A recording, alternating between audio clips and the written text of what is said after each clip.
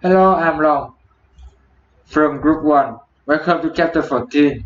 Now we begin the first part of the chapter. So let's find out the definition of the communication. The communication is the transfer and understanding of meaning. Transfer means the message was received in a form that can be interpreted by a receiver. If information or ideas have not been conveyed, communication hasn't taken place. The speaker who isn't heard or the writer whose material aren't read that hasn't communicated. Understanding the message is not the same as the receiver agreeing with the message. For communication to be successful, the meaning must be imparted and understood.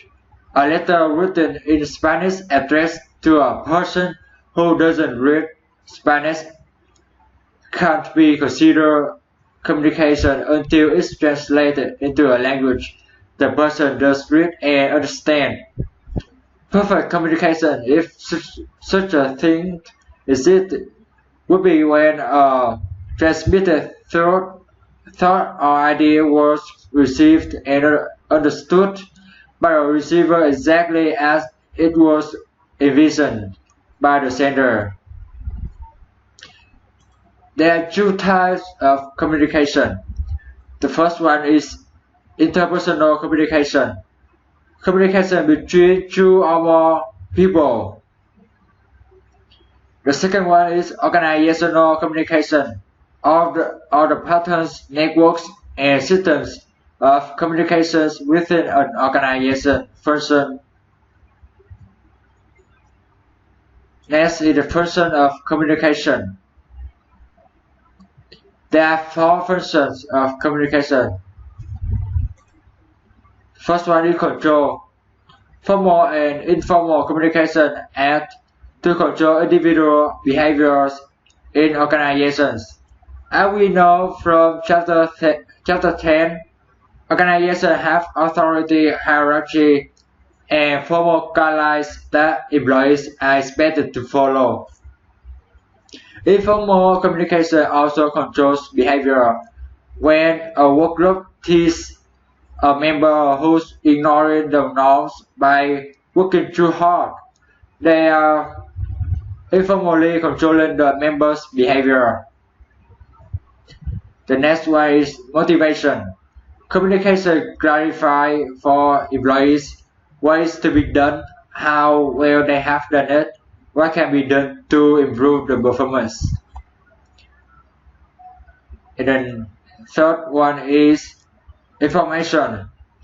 Individuals and work groups need information to make decisions or to do their work.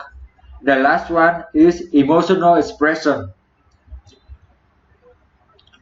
Social interaction in the form of work group communication provides a way for employees to express themselves. So that's all my part. Thank you for listening. Okay, so hey guys, today I will present about the chapter 14 about managing communication and vấn. And first I will talk about the methods of interpersonal communication. Is a message, and what is message is the purpose to be conveyed. And in the message we will encoding, that's like converting a message into symbols, and channel the medium a message travel along, and decoding we translate a sender's message. And about the process, it's the 7 elements involved in transferring meaning from one person to another. So hey guys, I'm back, and next I will continue my presentation, and I will talk about how technology affects managerial communication. First, about network systems. In a network system, an organization's computers are linked, so organizational members can communicate with each other and tap into information whether they are down the hall, across town, or halfway across the building. And about the wireless capabilities, Wireless communication technology has the ability to improve work for managers and employees. About the current communication issues, first about the legal and security issues. Some inappropriate use of company email and instant messaging, and loss of confidence and proprietary information due to inadvertent or deliberate dissemination to hackers. And about the second issue is a lack of personal interaction. Being connected is not the same as face-to-face contact. Difficulties occur in achieving understanding and collaboration in virtual environments. And communication and customer service, we can recognize the three components of the customer service delivery process, like the customer service organization and the service provider, which help us communicating effectively with customers. And to develop a strong service culture focused on the personalization of service to each customer. We first listen and respond to the customer. Second one, provide access to needed service information. And moreover, getting employee input. In today's challenging environment, company needs to get input from their employees. So their company, they have suggestions process that where managers do businesses in a world today where you cannot afford to ignore such potentially valuable information. And the last one is communicating ethically. Ethical communication is the communication that includes on relevant information, is true in every sense, and is not deceptive in any way. And thank you for listening. So hello everyone, I'm Nam from Group 1 and I will continue the chapter 14 with effective interpersonal communication and organizational communication. So let's start with effective interpersonal communication. Barriers to communication. It includes filtering, the deliberate manipulation of information to make it appear more favorable to the receiver.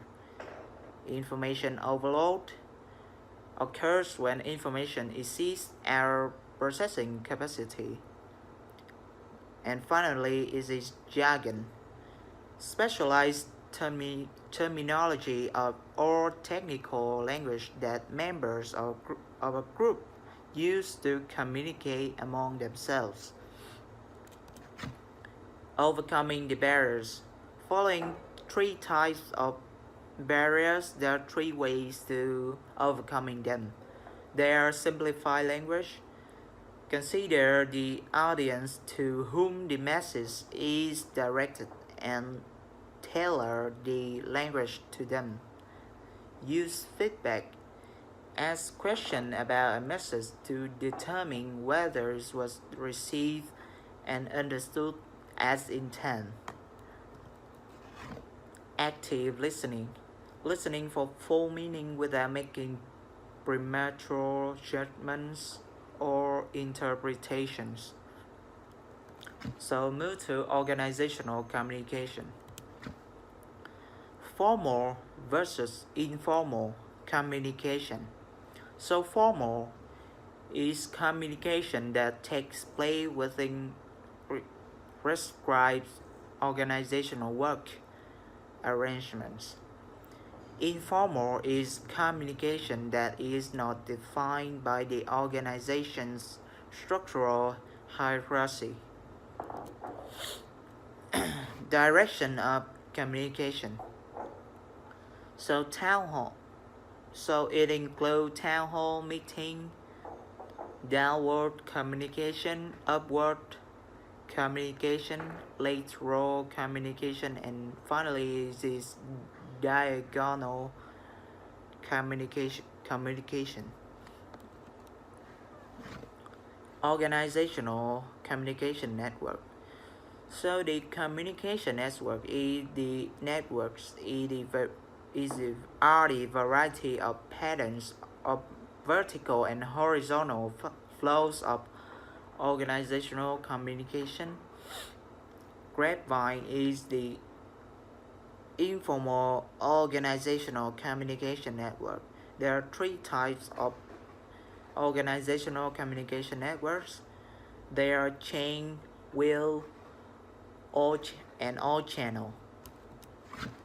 Workplace design and communication. So workplace design should successfully support four types of employee work. They are focus work, collaboration, learning, and socialization. And about 70% of organizational workplace today are open workplace.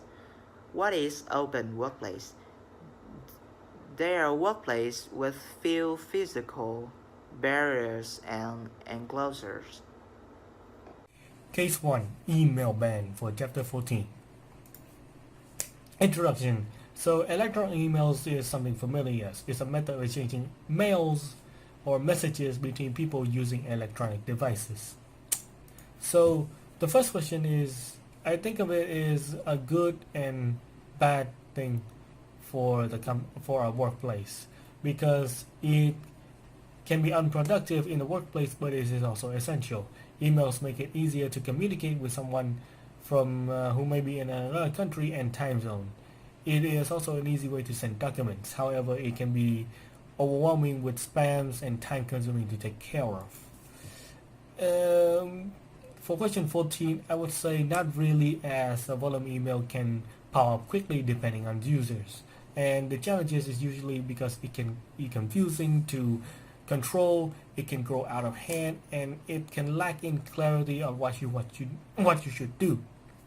Emails I will receive daily because I have multiple emails and other sort of issues. I generally have a lot of emails per day, and as my emails increase with time, yes, and I really haven't changed my email habits because it's not necessary for me to bother with it much. Next question is replacement for emails as in social media tools, and I would say it's not a great, it shouldn't be not be used for this communication because it blurs the line between professional and personal business. It can be as unbeneficial as email, as in it can be addictive or even more addictive, and it is designed to be addictive and an addictive form of interaction. So it, in my opinion, it will be worse because it's a worse form of what email can become. So my final implication is that the new era has generally grown up from social media, text, and smartphone. I believe that most people nowadays would be able to handle this pretty easily, and that for replacement there can only be such apps like a project management app to create groups and tasks for employees to follow. However, any day we're still all typing and not talking. Of course, this is still essential, so regardless, we must accept this as the norm because it is necessary. On to case 2. Case 2. Neutralizing the Concordia effect. So, introduction is about the Costa Corsiere, or otherwise known as Costa Cruises. Is an Italian cruise line based in Genoa, Italy, owned by Carnival and Corporation. We're talking about this because Costa Corsiere is the ship owned by Costa Cruises. So, for the first question is question 14-17.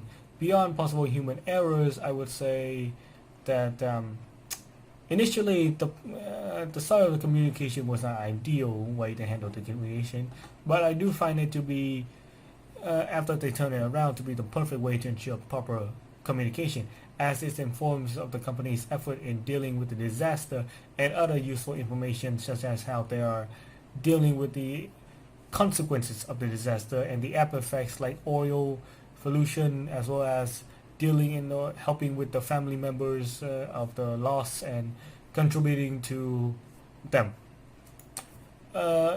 As for question 18, why do I think executives decide to silence communication? Is because in some cases it could get out of hand. By being silent, they could ensure that a fire cannot be started. However, as you can see from the case, it's not exactly an appropriate strategy because it has caused frustration and upset because they want to know what the company want to do about the situation, and being silent was not the best answer to this problem.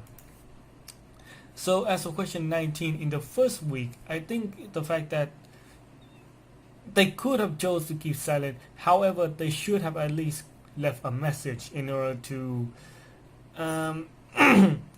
create, at least ensure that people know that they are doing something, so that people will know that they are handling the situation, but they are being silent in order to ensure that nothing goes out of hand.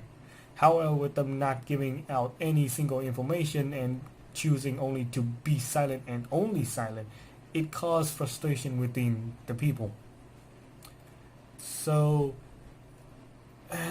yes, I would believe that at least they should have left a message beforehand before going completely silent for a week. So the implication for the last question, the implication in my opinion is that consumers prefer communication, they prefer transparency. They want to know what you are going to do in case of a situation like this, what you are going to do, what you will be doing, and what can you do to help the people who are suffering from the situation, especially since this is part of their product line. This is something they are involved with. As such, they should at least have some involvement, or at least have a third party that shows their involvement in this. So I believe that as long as the company shows they're willing to communicate and tell the consumers what they're doing and what consumers want to hear or what consumers need to hear, the consumers will accept and have a better image of the company. And that's all for the case. Hello, I'm Long from Group 1. Welcome to Chapter 15. Now we begin the first part of the chapter, Organizational Behavior. Behavior is the action of people. So the organizational behavior is the study of the action of people at work. One of the challenges in understanding organizational behavior is that it addresses issues that are obvious, like an iceberg.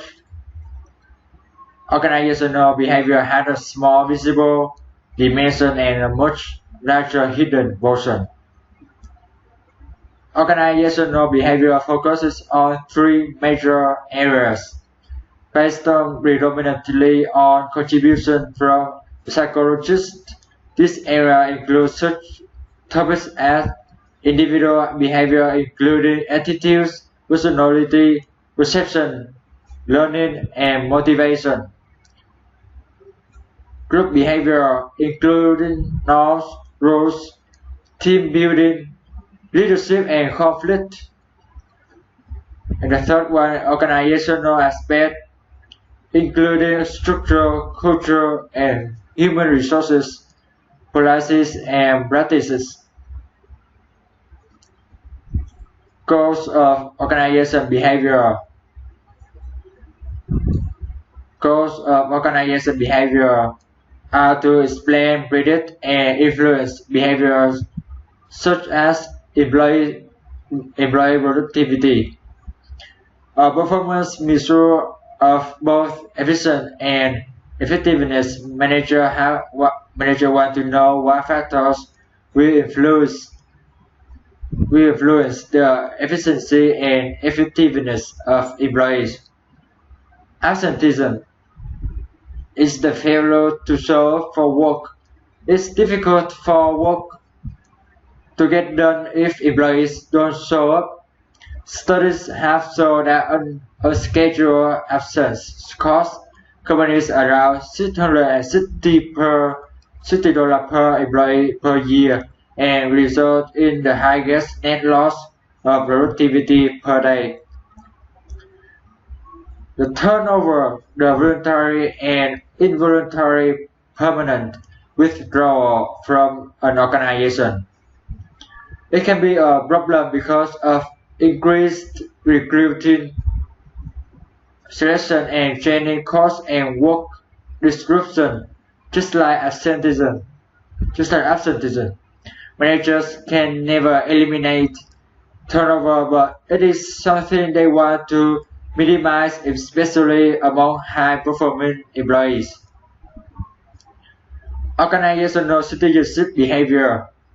Discretionary behavior that is not part of an employee's formal job requirement, but which promotes the effective functioning of organization. Examples of good organization citizenship behaviors include having orders on one's work team, extended job activities, avoiding unnecessary conflicts, and making constructive statements about one's work group and the organization. Job satisfaction.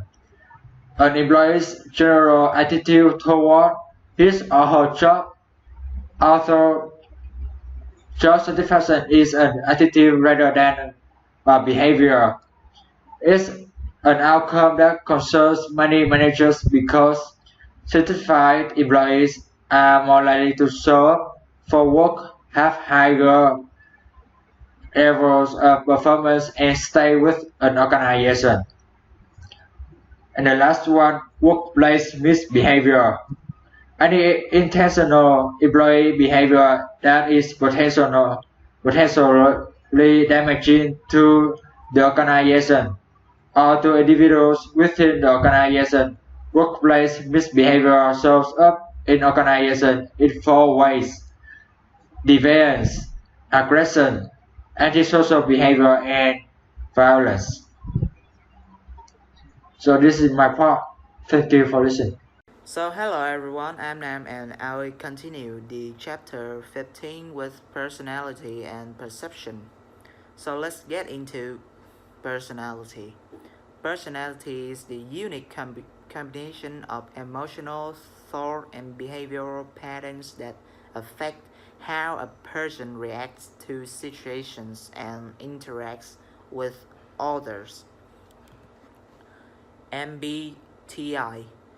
It is a popular personality assessment instrument.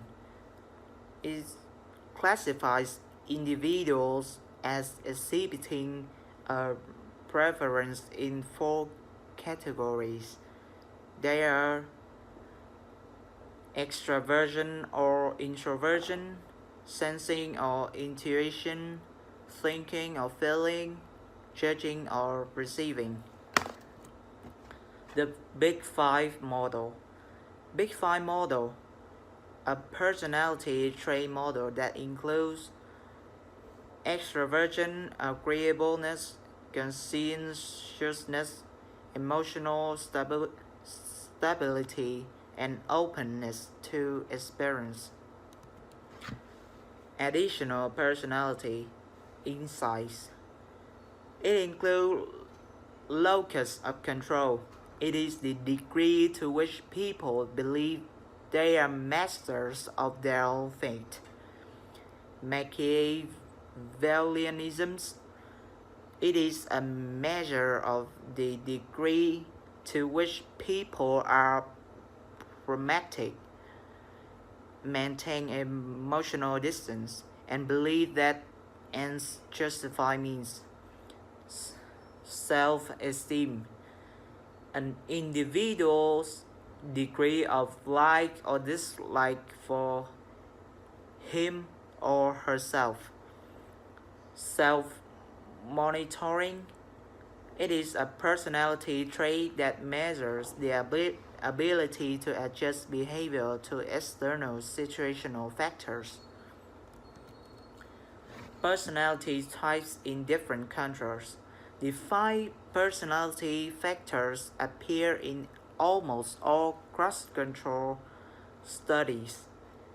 Differences are found in the emphasis on dimensions. For global managers, understanding how personality traits differ takes on added significance when looking at it from the perspective of national culture. So emotions and emotional intelligence. So emotional is intense feelings that are directed and at someone or something. And emotional intelligence is the ability to notice and to manage the emotional cues and information. So move to perception. So the individual personal characteristic will heavily influence the interpretation.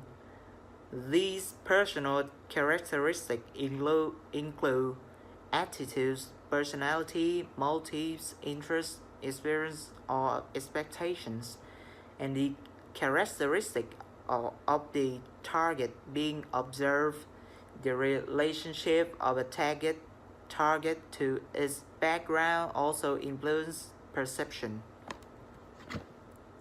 Attribute theory. Attribution theory. Attribution theory is how the action of individuals are perceived by others. Depends on what meaning or caution we attribute to a given behavior. Shortcuts used in judging others. So assumed similarity, the assumption that others are like oneself. Stereotyping, judging a person on the basis of one's perception of a group to which he or she belongs.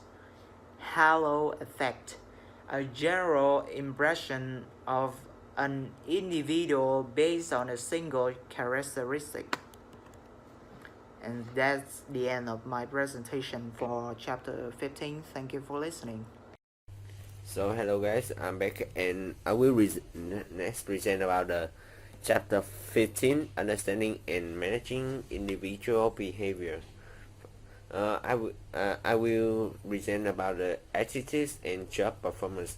About the attitudes, is the evaluative statement in either favorable or unfavorable concern objects, people, or events. An attitude is made up of 3 components: cognition, affect, and behavior. Cognition or cognitive component, that a part of an attitude that's made of the belief. Affective component, that part of an attitude that's an emotional or feeling. Behavioral, that part of an attitude that refers to an intention to behave in certain way towards someone or something.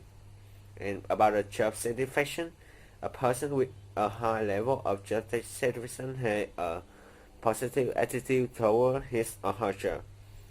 A person who is dissatisfied has a negative attitude. Job involvement and organizational commitment. Job involvement is the degree to which an employee identifies with his or her job. And about the organizational commitment, that is the degree to which an employee identifies with a particular organization and its goal. And perceived organizational support is the employees' general belief that their organization values their contribution and cares about their well-being. Employee engagement is when employees are connected to and satisfied with their jobs. Cognitive dissonance theory. Cognitive dissonance is any incompatibility and inconsistency between attitudes.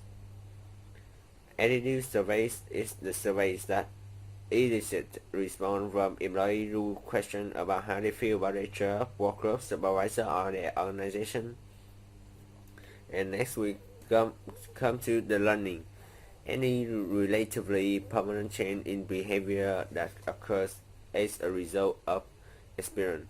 There are two theories of learning: operant conditioning and social learning. Operant conditioning is a theory of learning that says behavior is a function of its consequences. Behaviors are learned by making reward contingent to behavior.